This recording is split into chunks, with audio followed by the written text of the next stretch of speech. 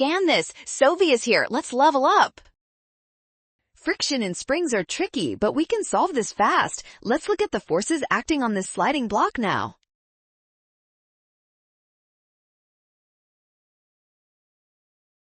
At the exact instant shown in the diagram, the spring is at its equilibrium length. This means the spring is neither stretched nor compressed, so it exerts zero force on the block. Since the block is moving to the right across the surface with friction, there must be a kinetic friction force. This force always acts in the direction opposite to the motion.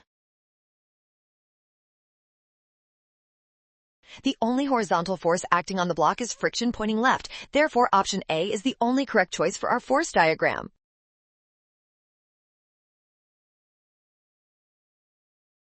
Well done! Scan the code to learn with Sovi. Avoid rushing and watch signs. Trust given info and check your steps carefully.